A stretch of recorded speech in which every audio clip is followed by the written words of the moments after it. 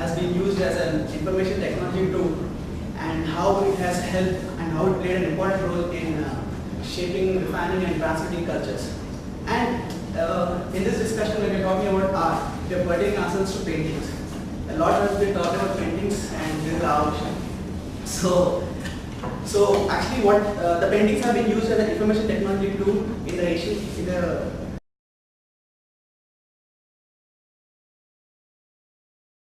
previous generation. So what is information technology? So today, right now, we have, when we talk about IT, we talk about corporates, computers, laptops, LANs and everything. So we use them to communicate the information. But how did the previous generations communicate? How did they market their goods? That is very important, which was very important at that time as well. So painting was used as an information technology tool. And, so whatever, see, if you actually see this, there was cave painting, and then Renaissance painting, and this. We talk about these paintings. So prior to Renaissance, what happened was like the paintings were more religious of nature, and people used to draw only the God aspect. There was no life in it, no people in it. But after the Renaissance, the art has, has changed. The paintings have changed. It has created a new market, and there was life in it. The people, the common men, were depicted in the paintings. If you actually see, there was some life in it, and people used to get associated with the paintings. They used to empathize with the paintings, and that has been used by many people. So, what was the reason for art to change its form? I mean, the paintings in general. So there was an economic demand. For example, at that point of time, you have a lecture, then how would you communicate to the people? So they use this paintings to, tell what they had, they had in the market, and how they would sell it.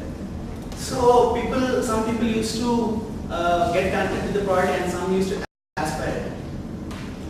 So if you actually see, this is the abstract painting, and there was at one point of time paintings were a routine, and then came Picasso, and he started doing abstract painting and curvex painting. So what happened then was he entirely created a new market. People, the consumers, who were there, they wanted to, the inclination was towards abstract painting, and from then on there were a lot of painters who started doing abstract. And how this painting has actually helped is, previously women were considered as people with no talent or less talent. So paintings are considered to be more masculine, and only a male painter could draw them. But after that, it has created an aspiration value for the female painters, and they have started painting as well. And then they created their own market over a couple of years. And painting has actually evolved. First it started, and then there was oil painting, and there was paintings which show the emotions, the dark light and the lights. And so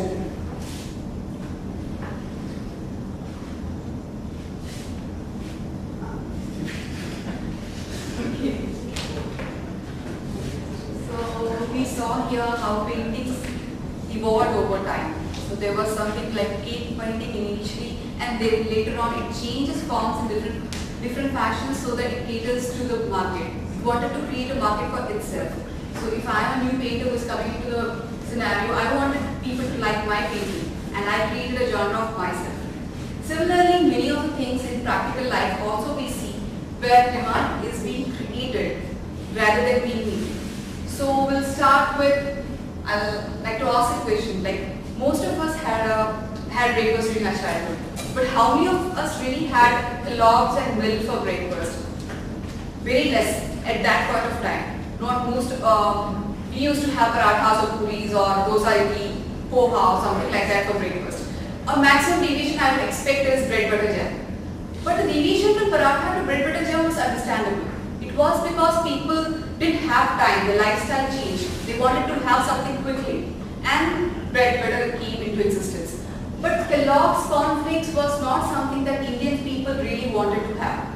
That demand did not exist. It had established itself very well abroad. But for Indian population, it was a very new concept and they never aspired to have conflicts for morning. But Kellogg's thought differently. It knew that there was a population that is going to come, which is more health conscious and figure conscious than our ancestors. I would say our ancestors really lived long, but still, we as a population had different aspect of thinking towards our health and our food. And Kellogg's catered to that aspiration even before that aspiration evolved in us. It positioned itself very well. It knew whom to cater, the urban population who was coming up, who would not have time, so they wanted something instant. And instant should not ever mean that it's not healthy, even they were health conscious. So this aimed at both these things, the health consciousness and fantasy. And most of the ads that you see for dogs, it was a great start, great day. They wanted to show how well they are catering to our demands and meeting our requirements, even before we realized that we have such demand. So that was something about Kellogg's cornflakes. Now, if you talk about Tropicana, Indians had variety of fruits growing, and we usually have fresh fruits, even if we are having something like that. But the concept of packaged fruit juices was not so common or prevalent in Indian culture. The maximum that we had was a fruity or a slice bottle that we used to have when we go out with our friends for a movie or hanging out with somewhere. But as a part of diet, it was something not so common, and we'll see an ad of Tropicana to go further on this.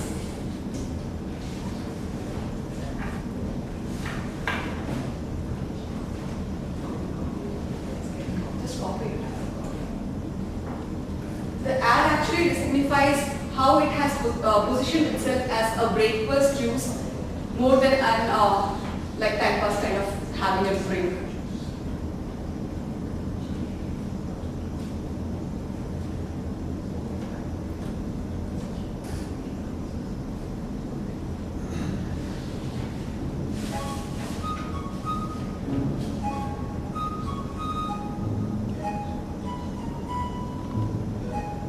In the fight between breakfast and extra sleep, breakfast doesn't stand a chance. Tropicana 100% can help. With the goodness of 9 fruit nutrients, it completes your breakfast, making sure nutrition wins. Tropicana 100%. Now breakfast shall win. Now this is a situation that is occurring today. Most of us, including me and you, don't have time for breakfast. And our mothers are busy in the morning, they don't have time to cook our favorite breakfast or healthy breakfast. And here Tropicana aims at being at every urban home of India so that they have a glass of juice for sure. Because it is intending at the health conscious mother who wants her child to have something healthy for the morning so that he's active throughout the day. And Tropicana really targets direct to the emotions of that a parent, which wants herself, her wife, her husband, her child to be healthy and have a great day ahead. And that is how Tropicana came up with this idea to increase its market share. It didn't want to be a kind of drink that we have just once in a month or in a blue moon. It wanted to be there in every home, and every morning the family members should be having this drink so that it is having a greater market share and a greater reach to the people. So we talked about something like cornflakes for breakfast, for having Tropicana for breakfast. But there is something that existed from generations among us, and that is the next thing I'm going to talk about, the coffee. Coffee always existed, but it wasn't as popular as how it is existing today. It was sold as a part of a meal or a breakfast in a restaurant, or it was sold in packaged bean form. So that is how coffee existed. Even Starbucks, when it started as selling the coffee, roasted coffee beans, and not as a coffee shop. Then there came a person in Starbucks who had a different idea. He wanted to sell coffee in the form of espresso bars. He wanted coffee shops. But the owners of Starbucks were reluctant to this idea. And this guy was so adamant that he resigned from Starbucks. A few years later, Starbucks had some issues, financial issues, and it decided to sell off Starbucks. And this moment, this guy, I'm not sure about pronunciation, it's Harvard Skulls or something, but this guy was quick at this moment. He didn't want to take a chance and he bought Starbucks. and he immediately opened a chain of coffee bars, and his idea clicked. Needless to say, it became an instant hit, and every person wanted to go to a coffee shop and have a coffee, not to work for a restaurant. They wanted to sit there, have a chat with their friends and have the coffee, enjoy that coffee. So they were successful in differentiating coffee than other beverages. It always existed, but now coffee was given a different image. The coffee was given a different acceptance, and Starbucks and this idea of having coffee shops was very successful in doing this. The coffee became a youth item, and this coffee shops became a hanging out joint. It was so famous that it was considered to be a competition to other hanging out places like parks or gardens. The people like to sit in a coffee shop, have a heated discussion or a cool chat. For everything, coffee was the best thing to have. And this shows how the person had predicted what the people will want in future. In future, when we are all busy, we won't have time to sit with the person and chat. And he could see people preferring a coffee shop and sitting for just with a cup of coffee, they can spend more time with their friends. And that was the long-term vision of a person who could differentiate an ordinary beverage from other beverages. So this is my part, how you can differentiate your product from other competitors with just thinking in a different manner and having a demand which does not exist, but still you are capable of creating a demand. And there are many more examples, some of you that Thippi will take you through. And this is the evolution of Indian cinema if you are taking it. This is the second managerial context which we are explaining. So if you see the first picture, that is actually from the movie Raja Harishchandra. That is actually the first Indian movie with a full motion picture. And that is actually, it's a part of mythological picture, and most of the movies came around in that area were all like mythological. The subject was based on mythological concepts. And when the time passed, and when we were in 1946, around this Nicha came, and this is again, as you see, it's a pioneering effort in social realism. The movie was based on a social aspect where the women issues are related, and you can see the woman as a leading role, and the social aspect was a main subject of it. And later, when you see the movie came, this is called Shiva. This is actually a Telugu movie, and this is the first movie of Ram Gopal Verma. He starred the movie.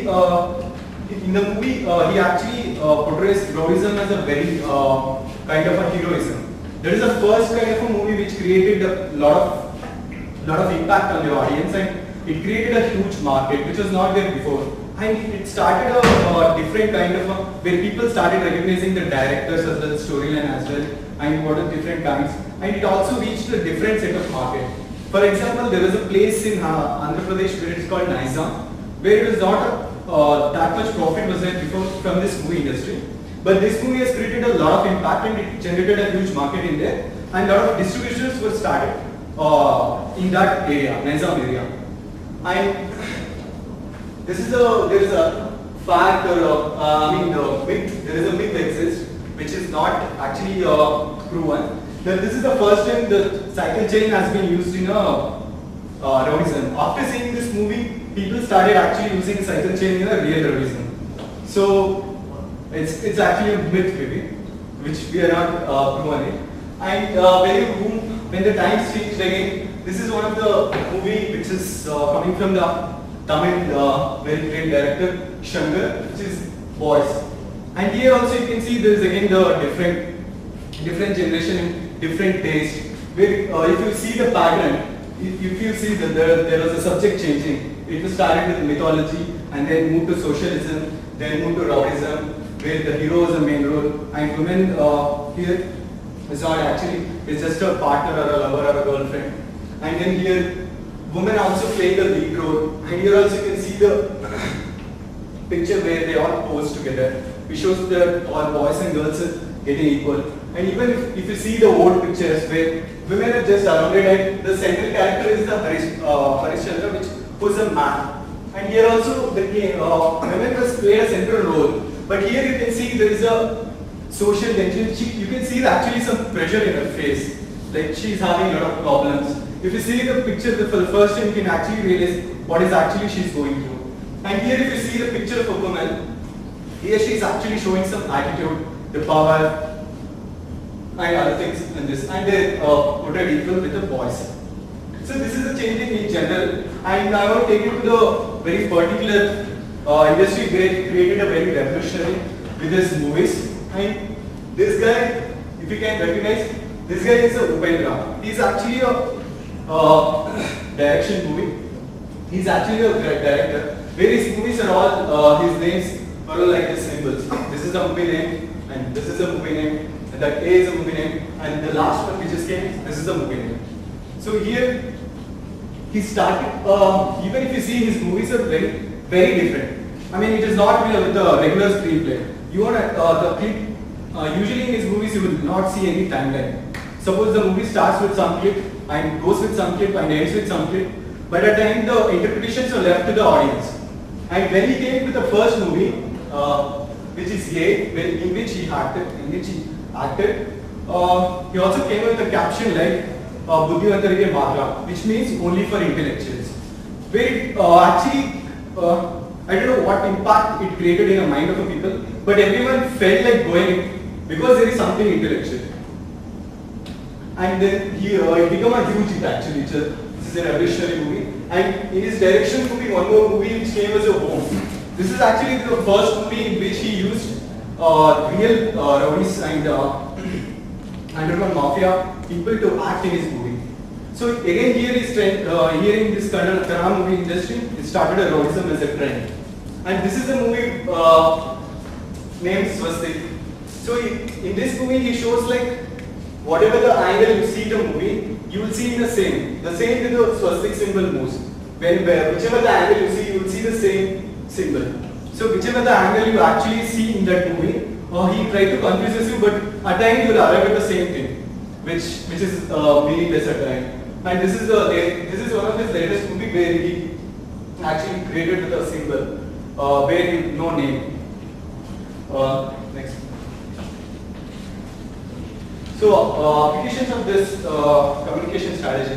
What Thadi has explained in his art and pop culture was like they used to have a product and then they came up with a new product and they killed the old product and then they came up with a market for the new product, which also explained by by creating a differentiation. And the second thing was the artists were used the main. One more thing was ambiguity. Ambiguity is the real part where that is where the artists were actually try to show whatever the painting they made, whatever even the pop idols whenever they make the music, they try to create some ambiguity and create interest in the audiences. So this is the applications where we can use. Where the similarly now we don't have much of a communications for government to communicate to people, because there was recently a mobile app which is released from government, part of e-governance, which is actually none of us actually know and no public is using it. So if you can, if they can use these communication strategies to communicate their policies or acts or what is all about government doing. So that way they can use, and any new product whichever the industry has been developed, they can actually use this strategy also to create a new demand. Which was parallel to the breakfast example which is given by Ega. And even the political institutions also they can use for campaigning and communicating with the public as well as. So this is the name we came up with for this communication strategy, which is differential and ambiguous communication strategy.